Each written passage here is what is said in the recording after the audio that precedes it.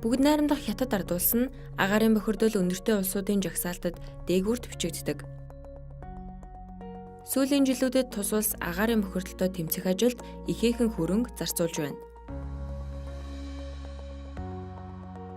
Өнгөрсөн жил Нидерландын архитектурч Дэн Роузгардын бүтээсэн агаар цэвэршүүлэгч бүхий цамхаг Бээжин хотноос сүндэрлэх болсон бөгөөд энэхүү цахилгаанаар ажиллагч цамхаг эрчим хүчээ нүүрсний цахилгаан станцаас авдаг байсан юм.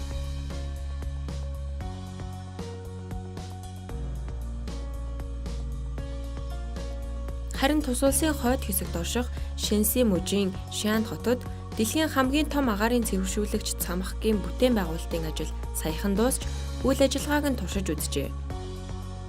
Хятадын шинжлэх ухааны академийн судлаачид тус цэвэршүүлэгч цамхагийн ажиллагаанд судалгаа хийхэд агаарын бохирдлын хэмжээ ноцтой түвшинд хүрсэн үед дундаж түвшинд хүртэл цэвэршүүлж байжээ.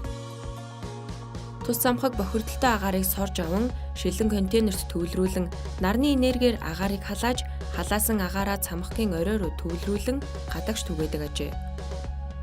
Ингэхдээ хэд хэдэн шүүлтүүрийг дамжих бөгөөд улмаар агарыг сорж аван цэвэршүүлээд буцааж ялгаруулдаг гэсэн үг юм.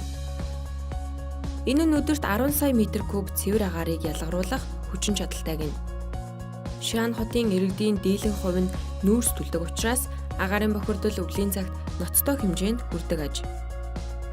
Энэхүү агаар цэвэршүүлэгч цамхагийн өр нөлөөг судлахаар 10 гаруй агаарын бохирдол хэмжилтийн төвүүд тус хотод үйл ажиллагаа явуулж байгаа бөгөөд туршилт ихэлснээс хойш утаанд дагуулагддаг хамгийн хортой элемент PM2.5 тоосонцор дунджаар 15%-аар буурсныг илрүүлжээ.